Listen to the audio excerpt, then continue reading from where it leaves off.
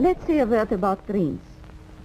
We all have thoughts which we never knew we had. They are too uncomfortable, too incompatible with our adult self to be remembered. Yet they are often disturbing, rumbling under the surface like lava in a volcano. The dream is the royal road to these thoughts, the royal road to the unconscious. This is the story of how Sigmund Freud's ideas about the unconscious mind were used by those in power in post-war America to try and control the masses. Politicians and planners came to believe that Freud was right to suggest that hidden deep within all human beings were dangerous and irrational desires and fears. They were convinced that it was the unleashing of these instincts that had led to the barbarism of Nazi Germany. To stop it ever happening again, they set out to find ways to control this hidden enemy within the human mind.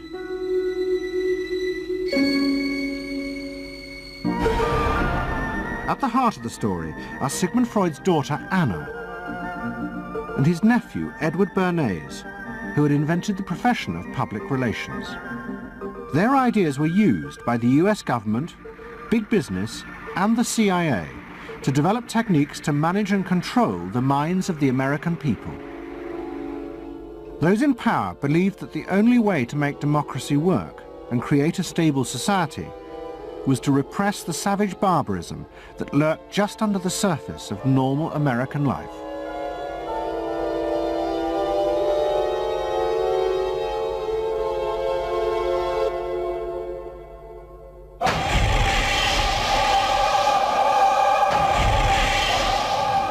The story begins in the middle of the fierce fighting of the Second World War. As the fighting intensified, the American army was faced by an extraordinary number of mental breakdowns among its troops. 49% of all soldiers evacuated from combat were sent back because they suffered from mental problems. In desperation, the army turned to the new ideas of psychoanalysis.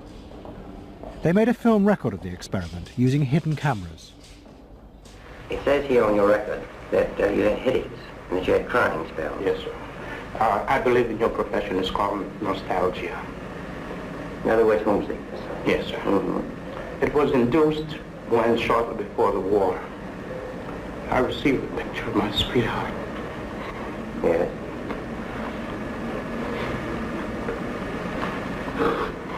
Mm-hmm.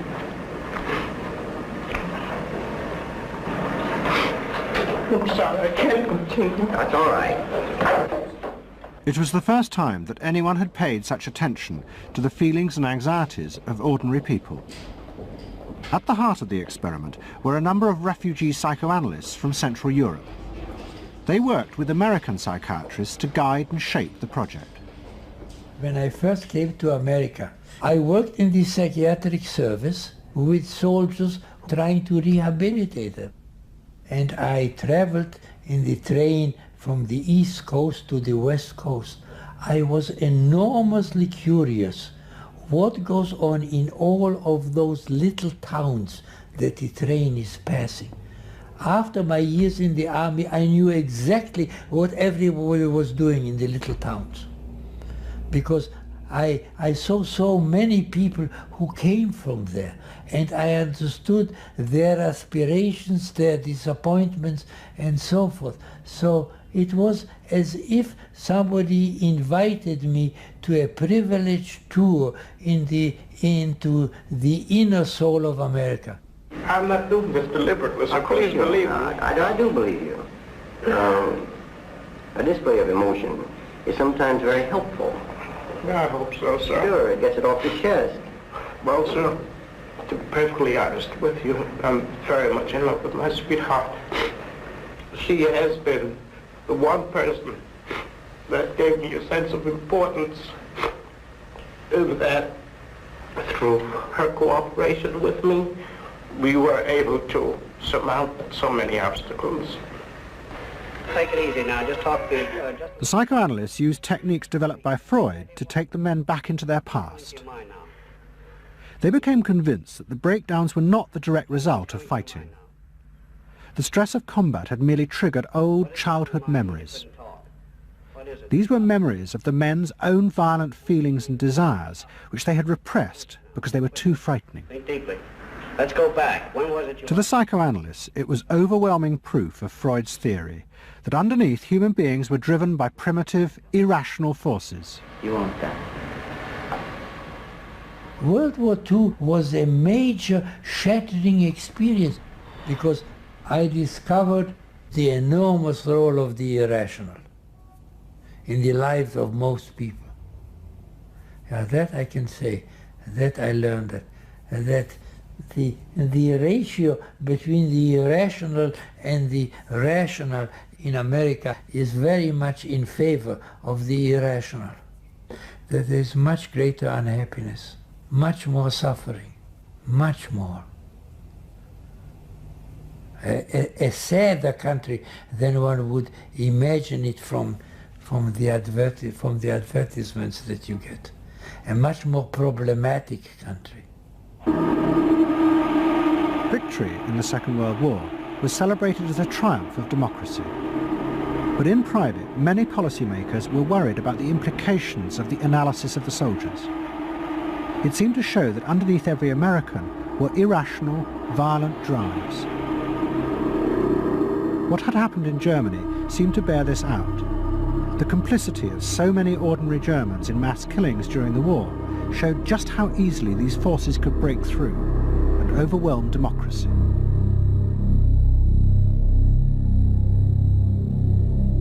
Planners and policymakers had been convinced by their experiences during World War II that human beings could act very irrationally because of this sort of teeming and raw and unpredictable emotionality, the kind of chaos that lived at the base of human personality could, in fact, infect the society, social institutions, to such a point that the society itself would become sick.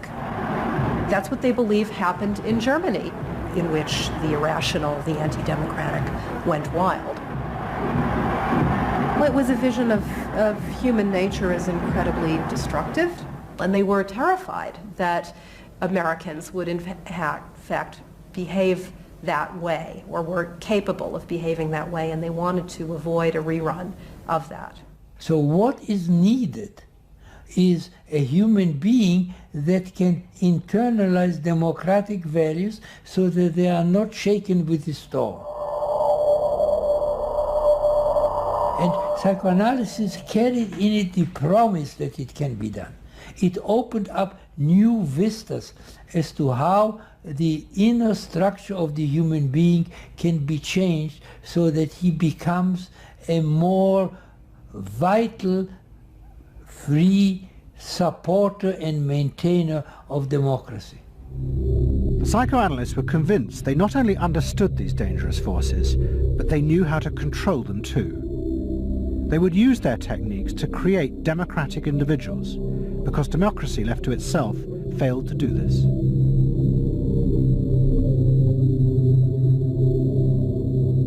The source of this idea was not only Sigmund Freud, but his youngest daughter, Anna. She had fled with her father to London before the outbreak of war, and after he died, Anna Freud became the acknowledged leader of the world psychoanalytic movement. She saw her job as to fulfill her father's dream of making his ideas accepted throughout the world. At the center of the Freud movement stood Tante Anna, because she managed to work herself into that position. She was recognized as that, and not just because she was the daughter. She worked on that. She was rather forbidding. She was not, to me, a warm person, not an aunt you could kiss or put your arms around. Not at all. And her whole life rotated around the spreading of psychoanalysis. Freud himself had seen the role of psychoanalysis as allowing people to understand their unconscious drives. But Anna Freud believed it was possible to teach individuals how to control these inner forces. She had come to believe this through analysing children, above all the children of her close friend, Dorothy Burlingham.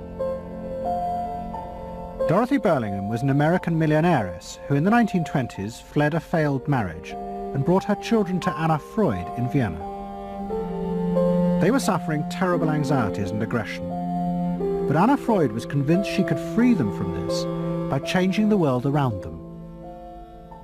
She thought that she could come in and into their environment, essentially, because they were children, you see. They didn't have independent lives of their own. She could go talk to the parents or the mother. She could go to the schools. She could influence their real world, the actual external world, to change their lives and to help them. And to change them as people? I think that was part of what her idea was, is that she felt that she could change them. From her analysis of the Burlingham children, Anna Freud developed a theory of how to help them control their inner drives. She believed that if, as well as psychotherapy, they were also encouraged to adapt to a good family and social environment, then the conscious part of their mind, the ego, would be strengthened in its struggle to control the unconscious. Anna Freud's aim was simply to help the children. But it was always the psychoanalyst who decided what was the right environment and the appropriate behaviour for the children. And often as not, this reflected the social mores of the time.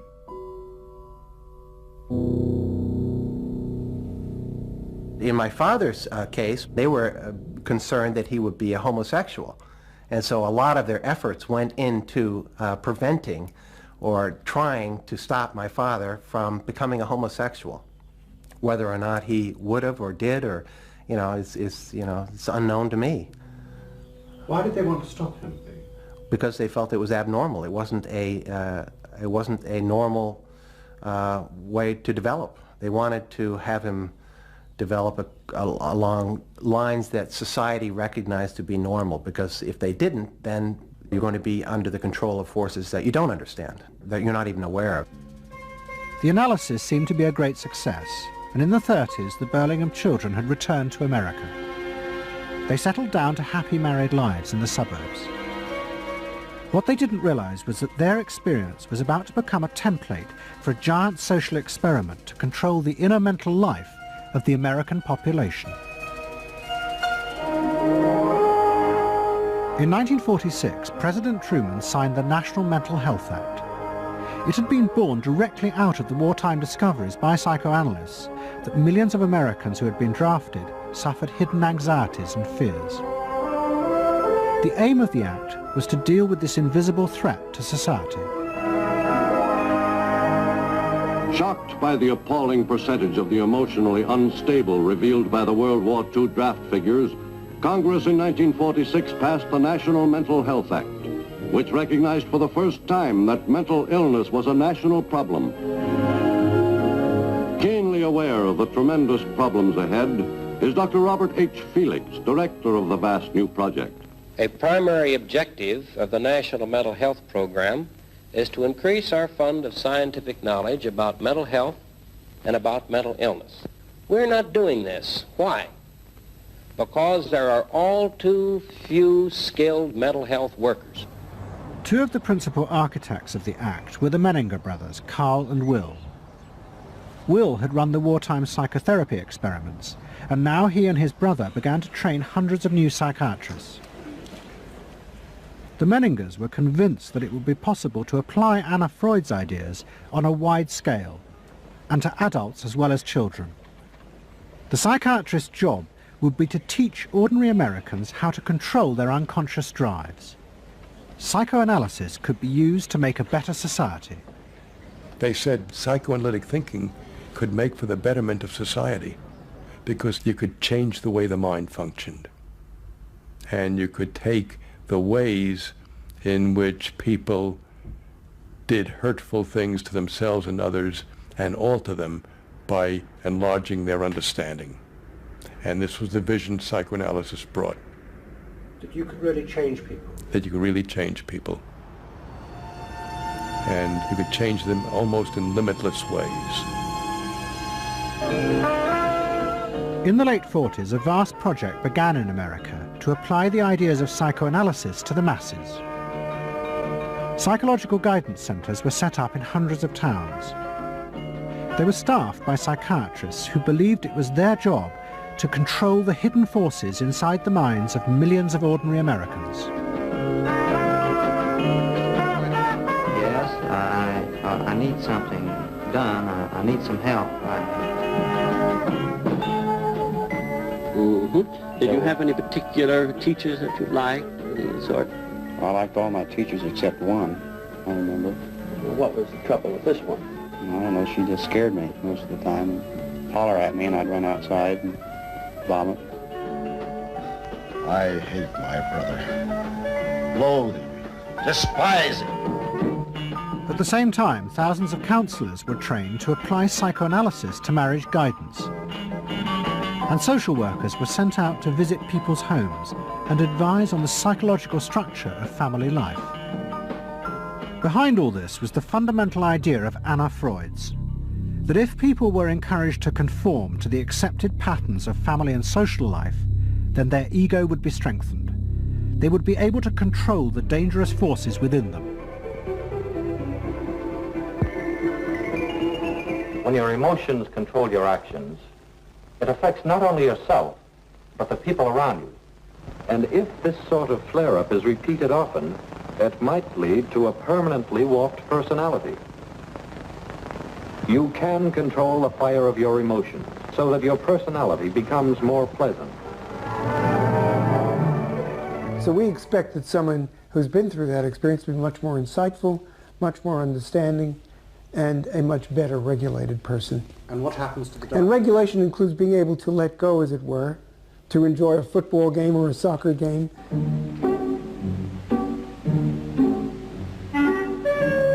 A more understanding, yes, rational, but also appropriately emotional person. The regulatory aspects of the human mind would really be in charge. Instead of being overwhelmed by our passions and by our darker impulses. That one would be master or mistress of one's own passions. They just felt that the road to happiness was in adapting to the external world in which they lived. That people could be uncrippled from their own neurotic conflicts and impulses, that they would not engage in self-destructive behavior, that they would in fact adapt to the reality about them. They never questioned the reality. They never questioned that it might itself be a source of evil or something to which you could not adapt without compromise or without suffering or without exploiting yourself in some way. So there was this fit with the politics of the day. And a balance of emotions is important to a well-rounded personality. But it was only the beginning of the rise to power of psychoanalysis in America. Psychoanalysts were about to move into big business and use their techniques not just to create model citizens, but model consumers. Last week's episode showed how Freud's American nephew, Edward Bernays, had been the first to convince American corporations that they could sell products by connecting them with people's unconscious feelings. But now, a group of psychoanalysts were going to take what Bernays had begun and invent a whole range of techniques to get inside and manage the unconscious mind of the consumer. They were led by Ernest Dichter.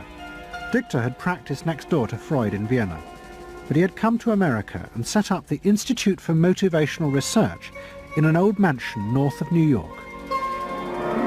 This is the Institute for Motivational Research, a place devoted to the intriguing business of finding out why people behave as they do, why they buy as they do, why they respond to advertising as they do. And this is Dr. Ernest Dichter. We don't go out and ask directly, why do you buy, why don't you? What we try to do instead is to understand the total personality, the self-image of the customer. We use all the resources of modern social sciences. It opens up some stimulating psychological techniques for selling any new product. Like the other psychoanalysts, Dichter believed that American citizens were fundamentally irrational beings. They could not be trusted. Their real reasons for buying products were rooted in unconscious desires and feelings. And Dichter wanted to find ways to uncover what he called the secret self of the American consumer. He was trying to get out of people's mind the unconscious motivations that they had for purchasing. These could be sexual, they could be psychological, they could be sociological, they could be a demand for status, a demand for recognition. There were things that people couldn't verbalize or wouldn't verbalize because they were too secret to them. They were too much a part of their nature, and they would be embarrassed. They would be embarrassed if they came out and said things like this.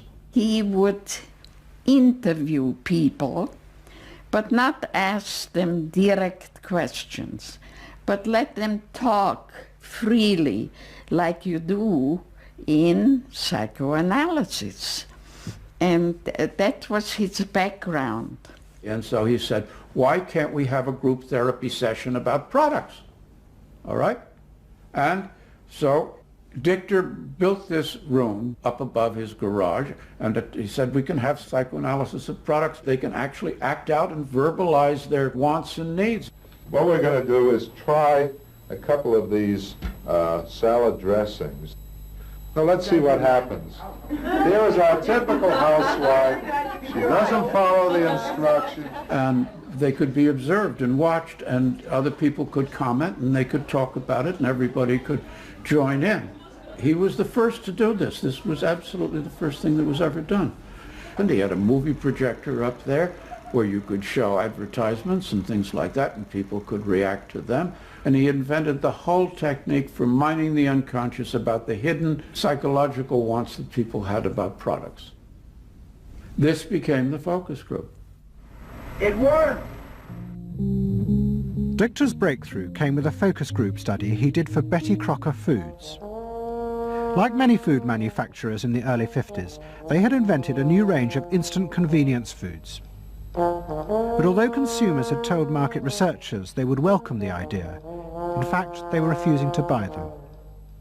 The worst problem was the Betty Crocker cake mix. Dichter did a series of focus groups where housewives free associated about the cake mix. He concluded that they felt unconscious guilt at the new image being promoted of ease and convenience. In other words, he understood that the barrier to the consumption of the product was the housewife's feeling of guilt about using it. They basically, on one hand, wanted to make it easy for themselves, but they felt guilty about it. So what you've got to do in those circumstances is remove the barrier being guilt. The way you do that is to give the housewife a greater sense of participation. And how do you do that? By adding an egg. Simple as that. As simple as that. Dichter told Betty Crocker to put an instruction on the packet that the housewife should add an egg. It would be an unconscious symbol, he said, of the housewife mixing in her own eggs as a gift to her husband, and so would lessen the guilt. Betty Crocker did it, and the sales soared. My cake is ready.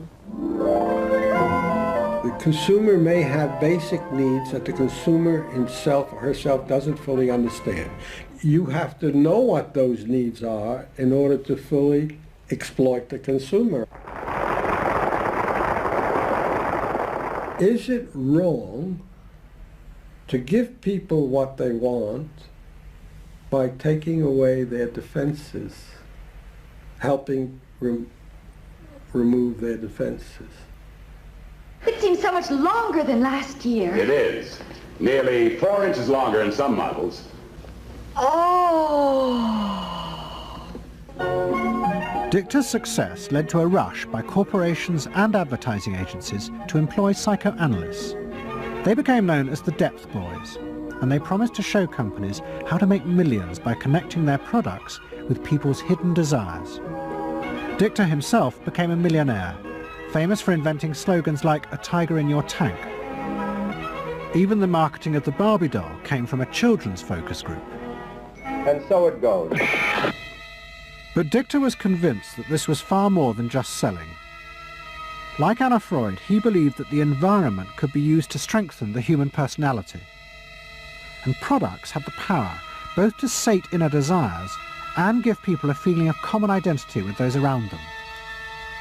It was a strategy for creating a stable society. Dichter called it the strategy of desire. To understand a stable citizen, You have to know that modern man quite often tries to work off his frustrations by spending on self-gratification. Modern man is eternally ready to fill out his self-image by purchasing products which complement it. If you identify yourself with a product, it can have a therapeutic value. It improves your self-image, and you become a more secure person, and you have suddenly this confidence of going out in the world and doing what you want successfully. Bernays believed that that would then improve the whole of our society and become the best society on this planet.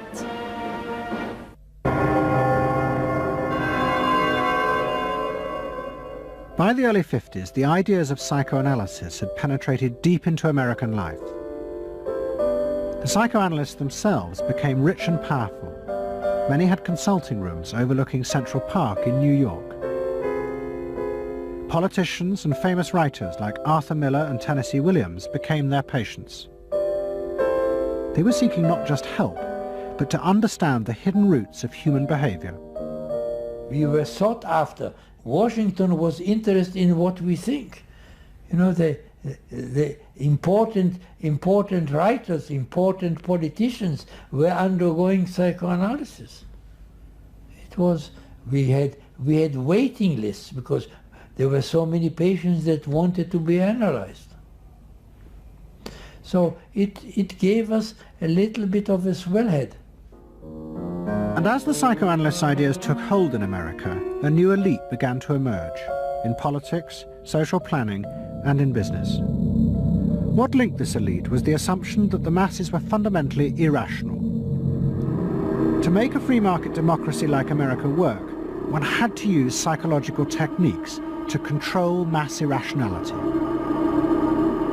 They actually believed that this elite was necessary because individual citizens were not capable, if left alone, of being democratic citizens. The elite was necessary in order to create the conditions that would produce individuals capable of behaving as a good consumer and also behaving as a democratic citizen. They didn't see their activities as anti-democratic, as undermining the capacity of individual citizens for democracy. Quite the opposite. They understood that they were creating the conditions for democracy's survival and future. Anna Freud had never intended that her ideas be used in such a way, but she happily accepted the rise to power of psychoanalysis in America. She remained in England, living with Dorothy Burlingham. On the surface, it was an idyllic life. She and Dorothy had bought a weekend cottage on the Suffolk coast. And in the summers, Dorothy's children came from America to visit with the grandchildren. But underneath, things were going badly wrong. Both Bob and Mabby Burlingham, who Anna Freud had analysed in the 1930s, had suffered personal breakdowns, and their marriages were collapsing. Bob was drinking heavily, and Mabby suffered terrible anxieties. The real reasons for the visits to England were yet more analysis with Anna Freud. Well, the problem was that it didn't look very good, did it? Because here you have somebody who's having nervous breakdowns and is having alcoholic binges. And this is not exactly, doesn't really sit well. Well, you know, from a humane standpoint, obviously this is not desirable. You know, you want to help these people, but it also had the wider ramifications of everybody in analysis, in analytic circles, knew that Bob and Mabby were guinea pigs. They were the living proof that this was a wonderful process. It was very much swept under the rug. It didn't get out. I mean, these people had such, their power and influence was such that, you know, you were very careful. Anna Freud was a very powerful person, and you were the grandchildren, and she knew a great deal more than you did about what went on in your parents' lives and so forth. It was not something you were going to tangle with, and you were a product of the whole situation. But at the same time, we all knew that something was really out of whack. As she grew older, she became more and more important, didn't she? Politically and scientifically, but she didn't know when to stop. She was a bit too righteous. What she did was always the thing, and she would never, to my knowledge, acknowledge that she could make a mistake or be wrong. That is my feeling. But the power and influence of the Freud family in America was about to grow even more. Politicians were about to turn to Anna Freud's cousin, Edward Bernays, for help in a time of crisis. He was going to manipulate the inner feelings and fears of the masses to help America's politicians fight the Cold War. I don't mean to say, and no one can say to you, that there are no dangers. Of course there are risks if we are not vigilant, but we do not have to be hysterical. In 1953, the Soviet Union exploded its first hydrogen bomb, and the fear of nuclear war and communism gripped the United States. Those in power became concerned about how to reassure the population. Committees were set up and public information films made, appealing for calm in the face of new threats, like nuclear fallout. It's the fallacy of devoting 85% of one's worrying capacity to an agent that constitutes only about 15% of an atomic bomb's destroying potential. At this point, Edward Bernays was living in New York. In the 1920s, he had invented the profession of public relations and was now one of the most powerful PR men in America. He worked for most of the major corporations and advised politicians, including President Eisenhower. Like his uncle Sigmund, Bernays was convinced that human beings were driven by irrational forces. The only way to deal with the public was to connect with their unconscious desires and fears. Bernays argued that instead of trying to reduce people's fear of communism, one should actually encourage and manipulate the fear, but in such a way as it became a weapon in the Cold War. Rational argument was fruitless. What my father understood about groups is that they are manipulable, they're malleable, and that you can tap into their deepest desires or their deepest fears and use that to your own purposes. I don't think he felt that all those publics out there had reliable judgment, that they very easily might vote for the wrong man or want the wrong thing, so that they had to be guided from above. One of Bernays' main clients was the giant United Fruit Company. They owned vast banana plantations in Guatemala in Central America. For decades, United Fruit had controlled the country through pliable dictators. It was known as a banana republic. But in 1950, a young officer, Colonel Arbenz, was elected president. He promised to remove United Fruit's control over the country. And in 1953, he announced the government would take over much of their land. It was a massively popular move, but a disaster for United Fruit, and they turned to Bernays to help get rid of Arbenz. United Fruit brings in Bernays, and he basically understood that what United Fruit Company had to do was change this from being a popularly elected government that was doing some things that were good for the people there into this being very close to the American shore, a threat to American democracy, that it being at a time in the Cold War when Americans responded to issues of the Red Scare and what communism might do, he was trying to transform this and brilliantly did transform it into an issue of a communist threat very close to our shores, taking United Fruit again as a commercial client out of the picture and making it look like a question of American democracy, American values being threatened. In reality, Arbenz was a democratic socialist with no links to Moscow. But Bernays set out to turn him into a communist threat to America. He organized a trip to Guatemala for influential American journalists. Few of them knew anything about the country or its politics. Bernays arranged for them to be entertained and to meet selected Guatemalan politicians who told them that Arbenz was a communist controlled by Moscow. During the trip, there was also a violent anti-American demonstration in the capital. Many of those who worked for United Fruit were convinced it had been organized by Bernays himself. He also created a fake independent news agency in America called the Middle American Information Bureau. It bombarded the American media with press releases saying that Moscow was planning to use Guatemala as a beachhead to attack America. All of this had the desired effect. In Guatemala, the Jacob Arbenz regime became increasingly communistic after its inauguration in 1951. Communists in the Congress and high governmental positions controlled major committees, labor and farm groups, and propaganda facilities. They agitated and led in demonstrations against neighboring countries and the United States. What was profoundly new in terms of what Bernays did is he took this menace to our backyard in Guatemala. For the first time, we saw Reds a couple hundred miles from New Orleans who Eddie Bernays had us believing were a true threat to us, that it was going to be a Soviet outpost in our backyard. But what Bernays was doing was not just trying to blacken the Arbenz regime. He was part of a secret plot. President Eisenhower had agreed that America should topple the Arbenz government, but secretly. The CIA were instructed to organize a coup.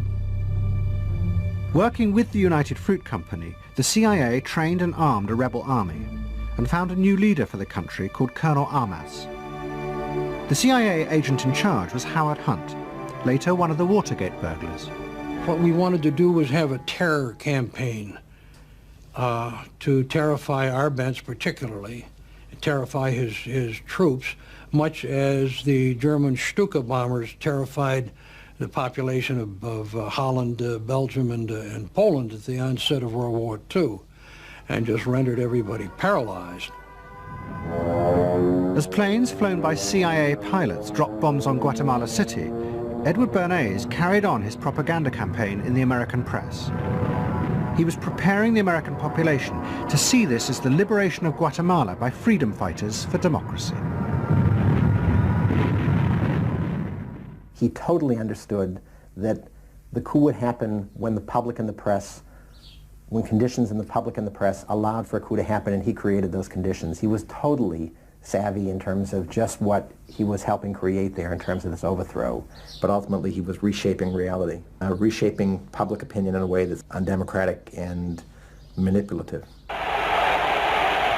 On June the 27th, 1954, Colonel Arbenz fled the country, and Armas arrived as the new leader.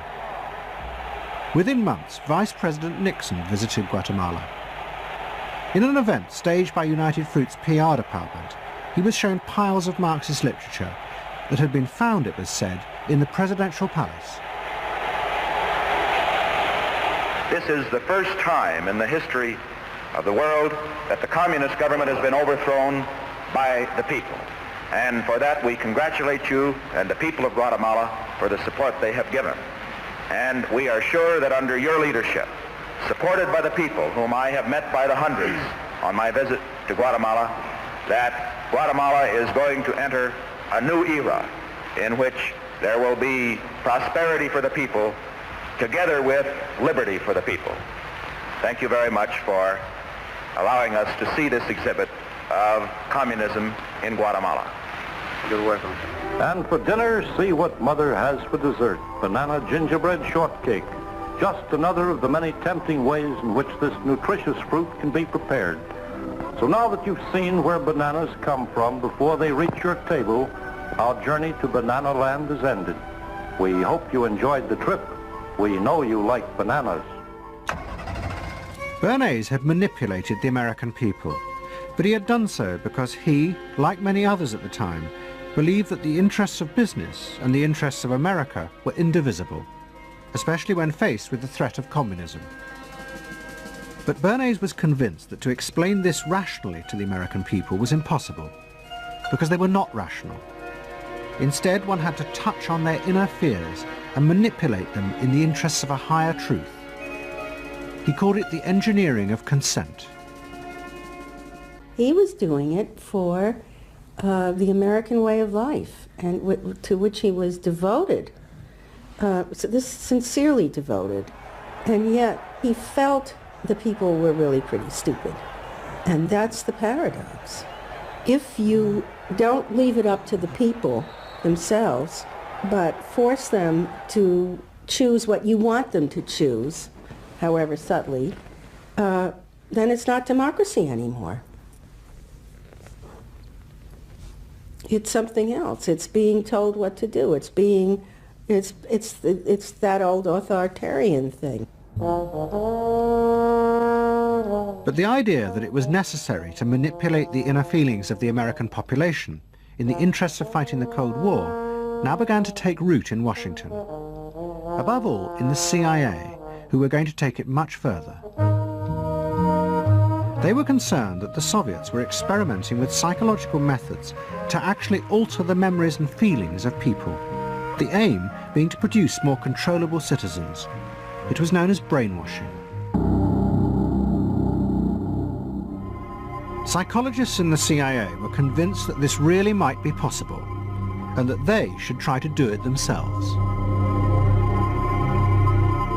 The image of the human being that was being built up at that particular time was that there was a great deal of vulnerability in every human being, and that vulnerability could be manipulated to program somebody to be something that I wanted them to be, and they didn't want to be. That you could manipulate people in such a way that they could be automatons, if you will, for whatever your own purposes were.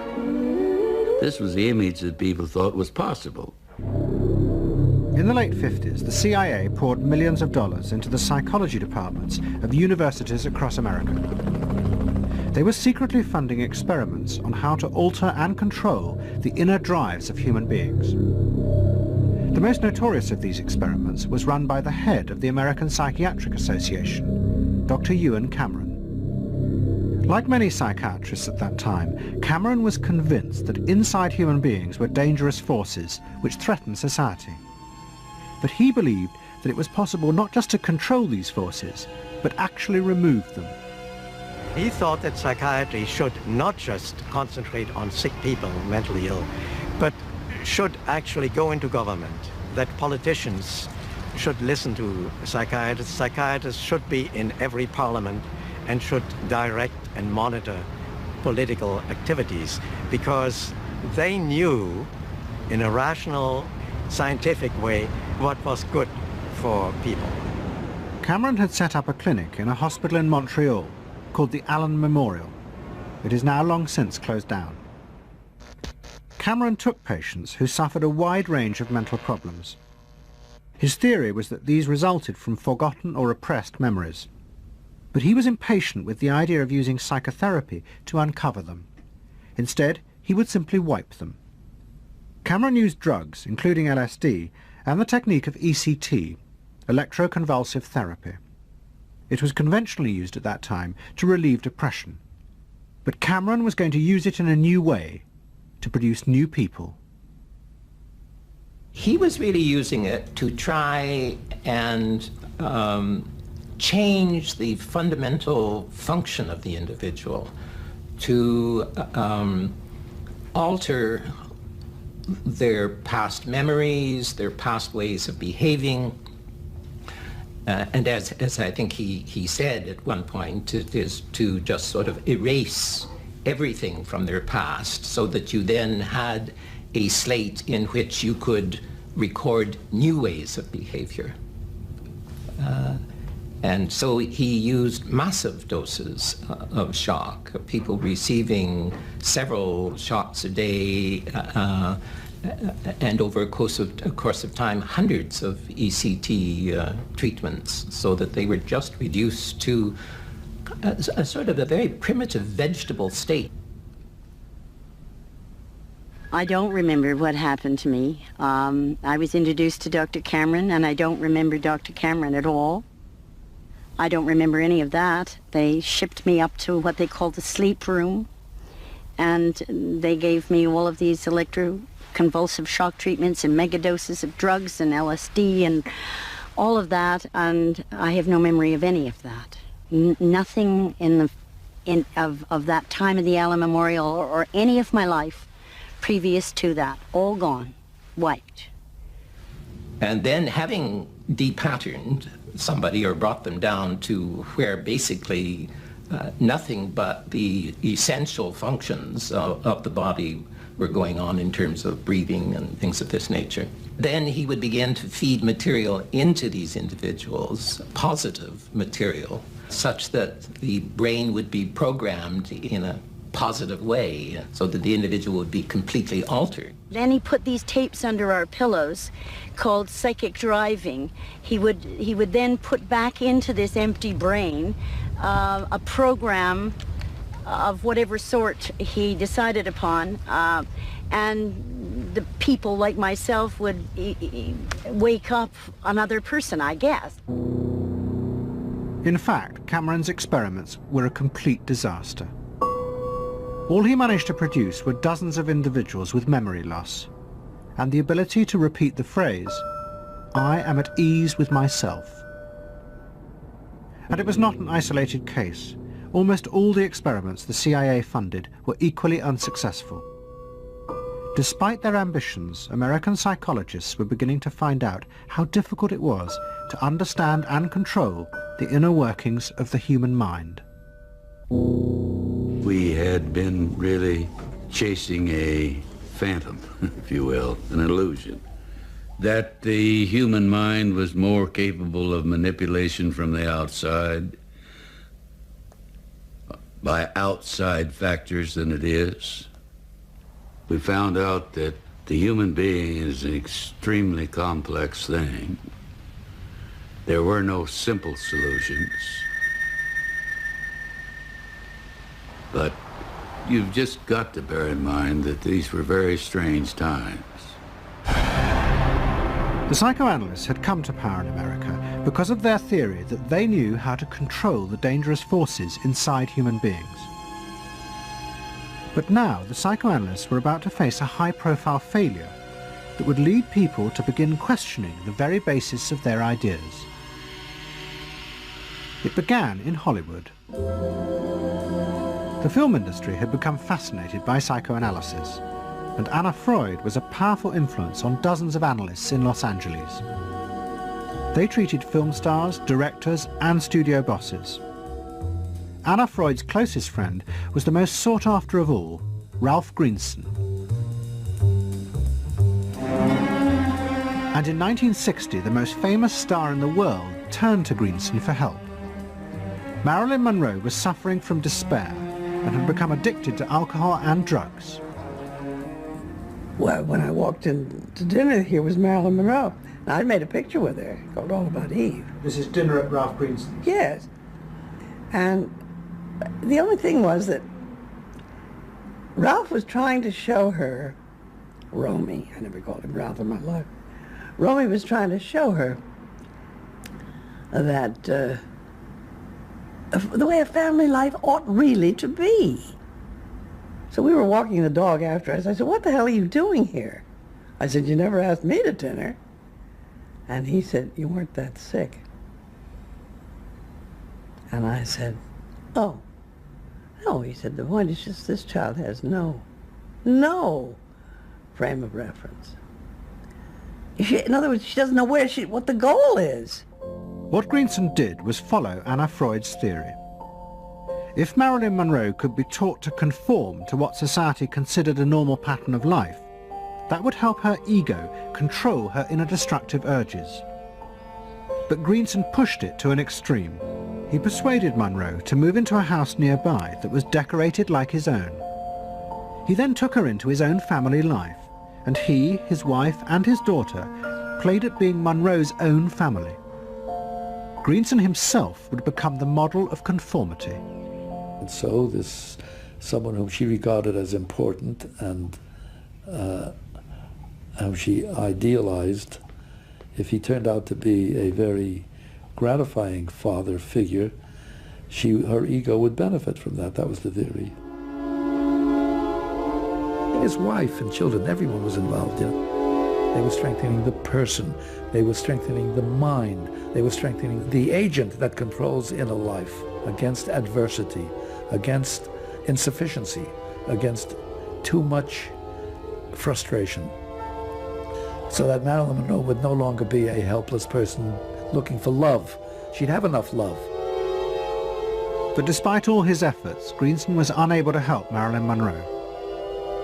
On August the 5th, 1962, she committed suicide in her house. The suicide shocked many in the analytic community, including Anna Freud. And high-profile figures in American life, who had previously been enthusiasts for psychoanalysis, now began to question why psychoanalysis had become so powerful in America. Was it really because it benefited individuals? Or had it in fact become a form of constraint in the interests of social order? The critics included Monroe's ex-husband, Arthur Miller. My argument with so much psychoanalysis is the preconception that suffering is a mistake, or a sign of weakness, or a sign even of illness, when in fact, possibly the greatest truths we know have come out of people's suffering. That the problem is not to undo suffering or to wipe it off the face of the earth, but to make it inform our lives, instead of trying to cure ourselves of it constantly and avoid it. And avoid anything but that lobotomized sense of what they call happiness. There's too much of an attempt, it seems to me, to think in terms of controlling man rather than freeing him, of defining him rather than letting him go. Mm-hmm. And it's part of the whole ideology of this age, which is power mad. Hey, have you heard about the crazy new way to send a message today? It's flashed on a screen too quick to see, but still you get it subliminally.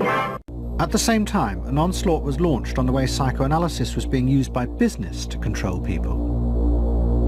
The first blow came with a bestseller, The Hidden Persuaders, written by Vance Packard. It accused psychoanalysts of reducing the American people to emotional puppets whose only function was to keep the mass production lines running. They did this by manipulating people's unconscious desires to create longings for ever new brands and models. They had turned the population into unwitting participants in the system of planned obsolescence. The second blow came from an influential philosopher and social critic, Herbert Marcuse. He had been trained in psychoanalysis. This is a childish application of psychoanalysis, which does not take at all into consideration the very real political systematic waste of resources, of technology and of the productive process. For example, planned obsolescence. For example, the production of innumerable brands and gadgets who are, in the last analysis, all the same. The production of innumerable different marks of automobiles. And this prosperity at the same time, consciously or unconsciously, leads to a kind of schizophrenic existence. I believe that in this society an incredible quantum of aggressiveness and destructiveness is accumulated precisely because of the empty prosperity, which then simply erupts.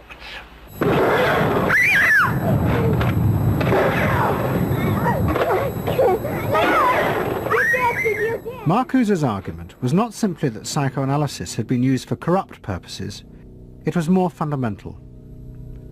Marcuse said that the very idea that you needed to control people was wrong. Human beings did have inner emotional drives, but they were not inherently violent or evil. It was society that made these drives dangerous by repressing and distorting them. Anna Freud and her followers had increased that repression by trying to make people conform to society. In so doing, they made people more dangerous, not less.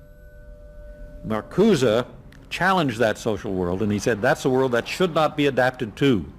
And in fact, what the individual was adapting to was corrupt and evil and corrupting. In other words, he switched the source of evil from inward conflict to the society itself. that the sickness of society lay at the society level, not at the sickness of human beings in it. And if people did not challenge that, then they were, in fact, submitting to evil. Modern psychology has a word that is probably used more than any other word in psychology. It is the word maladjusted. It is the ringing cry of modern child psychology, maladjusted. Now, of course, we all want to live the well-adjusted life in order to avoid neurotic and schizophrenic personalities. But as I move toward my conclusion, I would like to say to you today, in a very honest manner, that there are some things in our society and some things in our world for which I'm proud to be maladjusted. And I call upon all men of goodwill to be maladjusted to these things until the good society is realized. I must honestly say to you that I never intend to adjust myself to racial segregation and discrimination. I never intend to adjust myself to religious bigotry. I never intend to adjust myself to economic conditions that will take necessities from the many to give luxuries to the few and leave millions of God's children smothering in an airtight cage of poverty in the midst of an affluent society. The political influence of the Freudian psychoanalysts was over. Instead, they were now accused of having helped to create a repressive form of social control. Anna Freud and Dorothy Burlingham lived on in Sigmund Freud's old house in London. In 1970, Dorothy's son Bob died of alcoholism. And in 1973, his sister Mabby returned for yet more analysis with Anna Freud. She went back for more analysis. She was living at 20 Marisville Gardens in the Freud house, as I guess she did when she wasn't with her husband, and she committed suicide. She took an overdose of sleeping pills. In Freud's own house? In Freud's own house, right.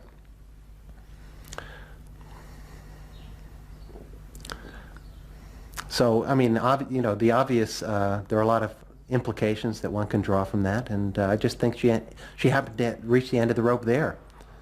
Although it would seem to be a very pointed act. Obviously, suicide is a very politicized act, and to do it in Sigmund Freud's own house is certainly different from doing it in Riverdale back in New York.